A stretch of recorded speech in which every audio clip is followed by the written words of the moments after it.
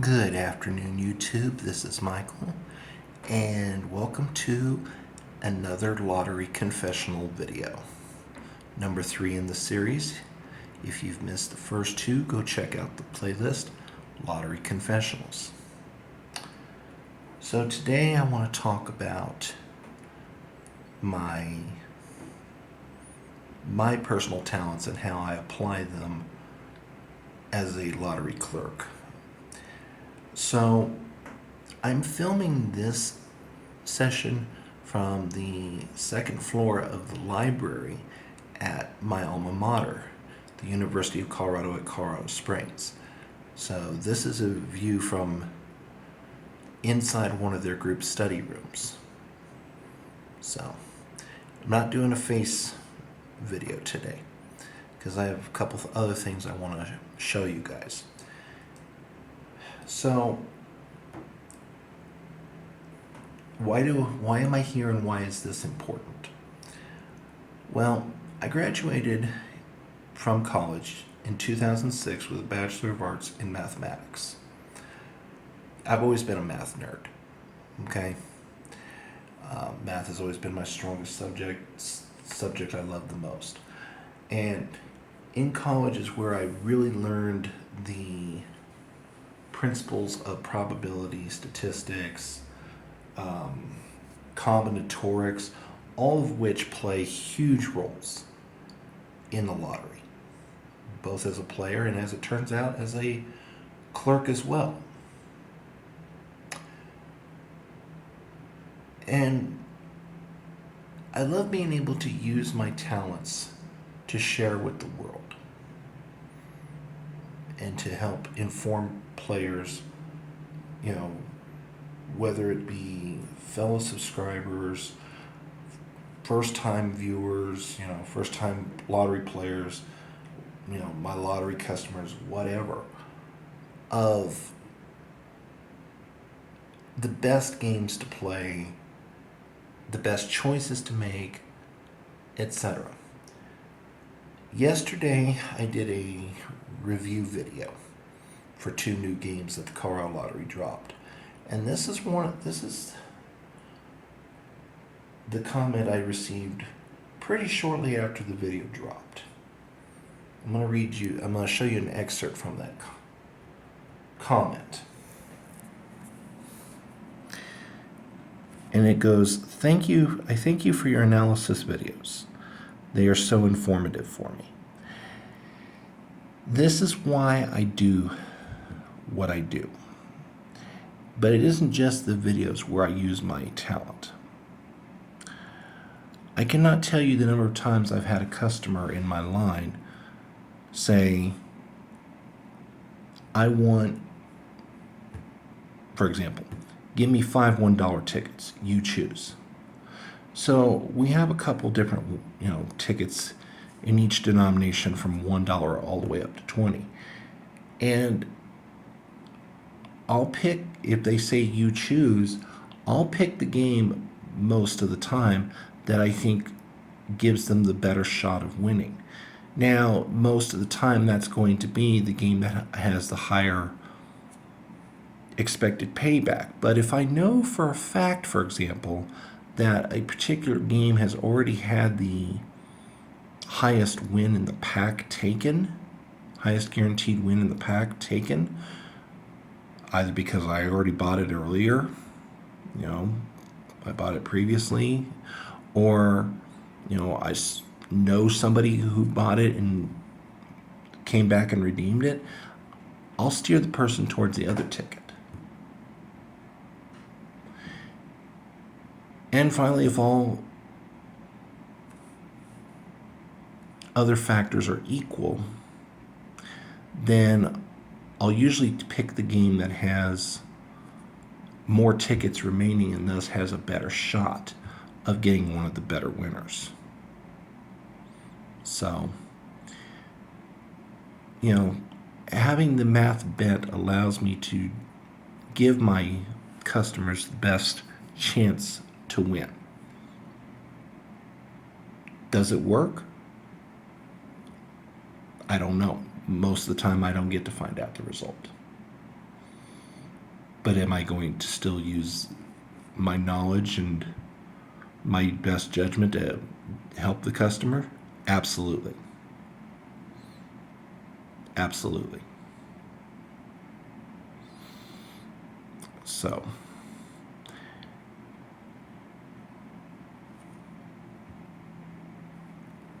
for this installment, I'm going to cover a topic that, in addition to the topic of the math skills that I've already covered, I'm going to cover one other topic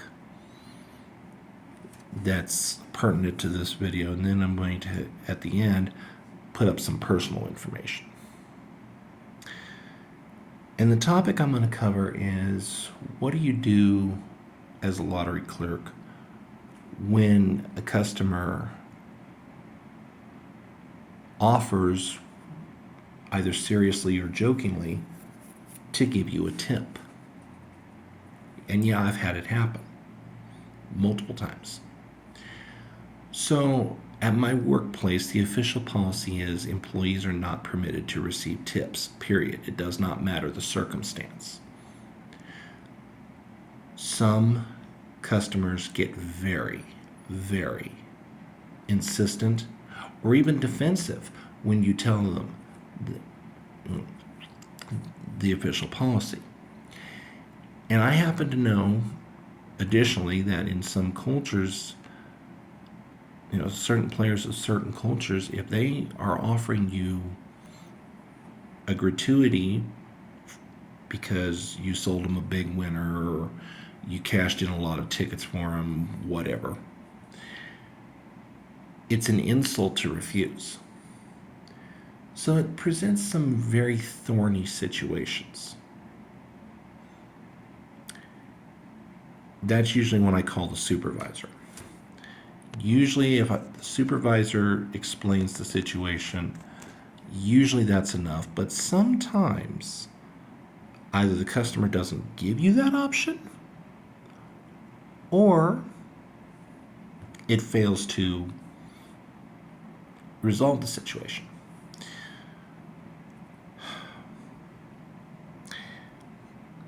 I've had a couple of instances where the customer gave me no choice. And one situation in particular comes to mind. It was late at night. This has been probably, I want to say within the last year, maybe a little over a year. I'm not positive. But I had a customer come to the desk late at night with about an inch thick stack of tickets and asked me to check them. These were all scratch tickets. And about 3/4 of them were actually winners. There were some losers in the pile. The total ended up being over $700. So I paid out, I totaled it up, paid the customer out, and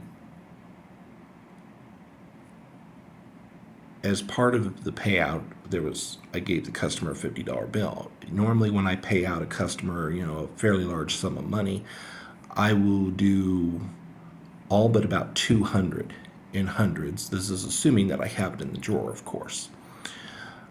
I'll pay out, mostly 100s. The last couple hundred I'll usually break down, like put a couple 50s in the pile, and then the last 100 or so is usually paid in 20s and smaller. Well, like I said, the customer got over $700. And a 50 was part of the payout. She said, "Thank you so much, you've been so kind." She slapped a $50 bill down on the counter and left without another word. Now, what are you supposed to do in that situation? I can tell you my first thought was, did that really just happen? I won't divulge all the details of how it ended, but let's just say, luckily my supervisor happened to be nearby, watched the whole scenario unfold, and, well, let's just say we found a way to make it work.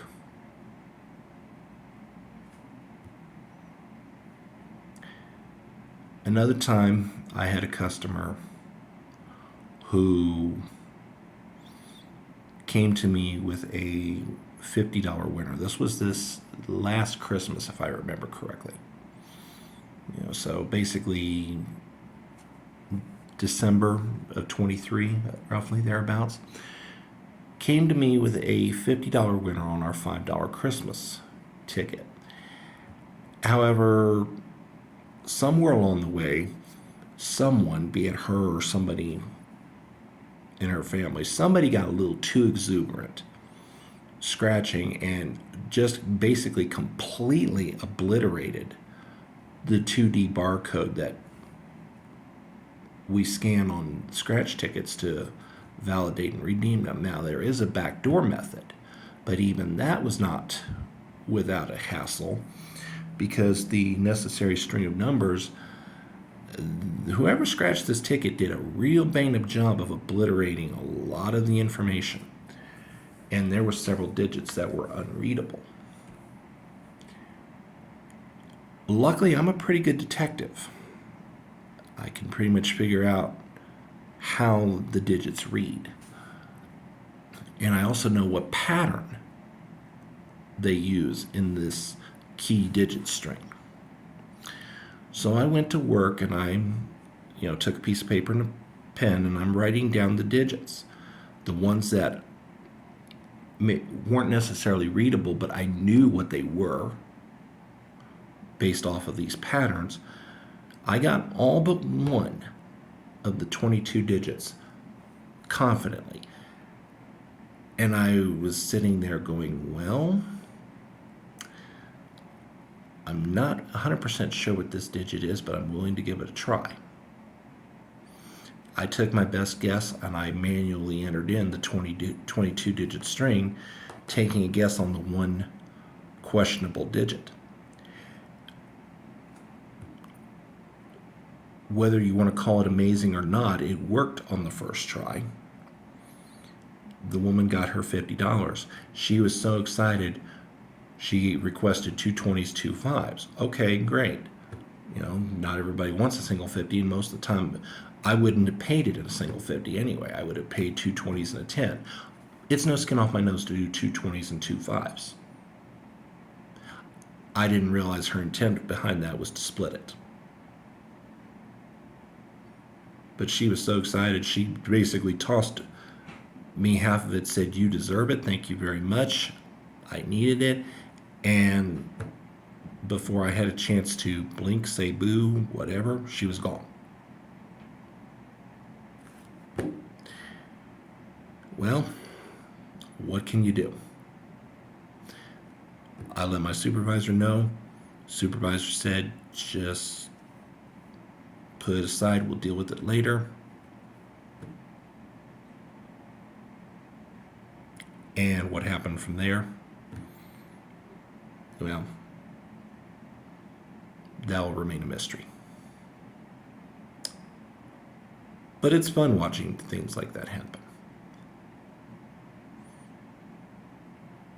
I've had people who, one of the common jokes that I get is, when I sell somebody draw game tickets, they'll say to me, "Now, if I win big, I'll be back to split with you." And I'll sit there and I'll just grin and I'll go, "Yeah, I'll be here for that $2.98.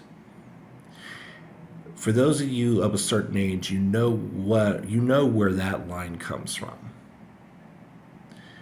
For those of you who are not in my age bracket or older, i.e. 40 or older, look up the show Hee Haw online, and you'll find where that line comes from.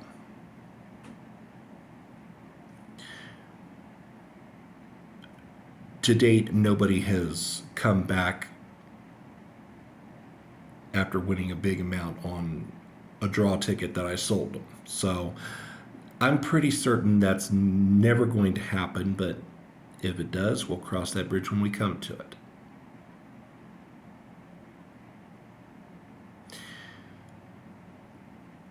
There have been other instances where customers have attempted to tip me or have wanted to tip me. I've had customers offer to buy me drinks or whatnot. I still have to turn that down too.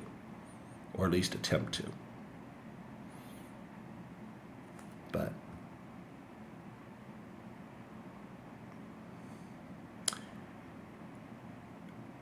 luckily, I should say luckily, because it does kind of put me in a bit of a bind when customers offer to tip me.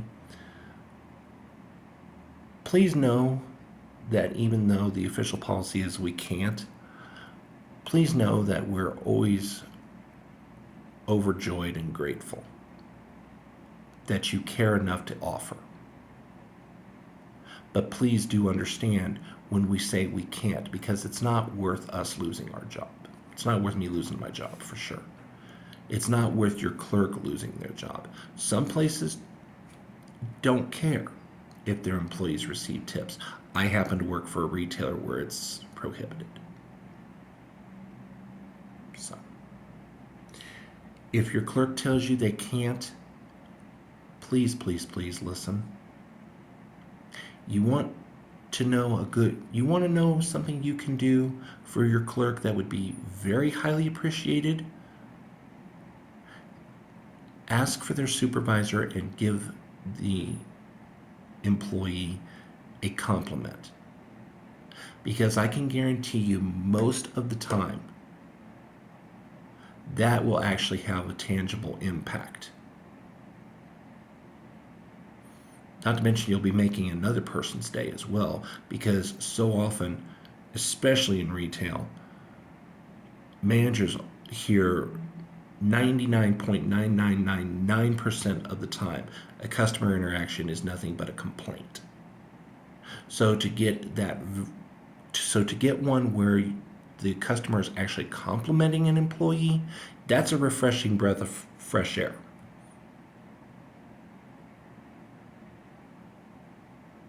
So, like I said, that's the best way. And if there's a way for you to submit a compliment in writing, so much the better, because that will usually end up in the employee's personnel file, which can make a difference when it comes time for performance evaluations, promotions, so on and so forth. Okay, so that's the subject of, or that concludes the confessional side, at least from the lottery clerk point of view. But I have one more confession. Today is August 6th, 2024, and in exactly 2 weeks, it's my birthday. So,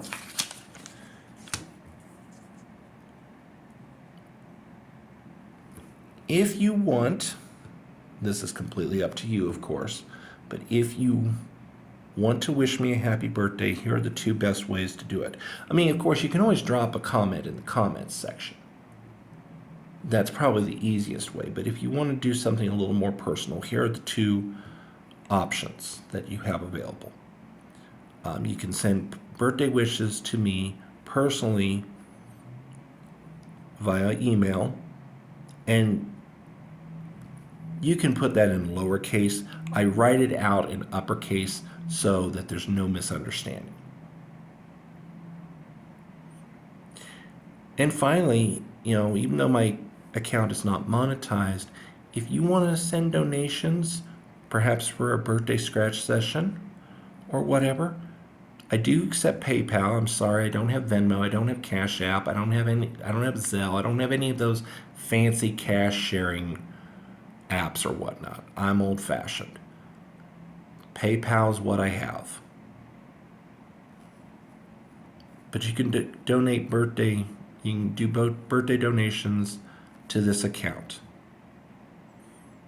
Yes, I use the same email as my personal for that.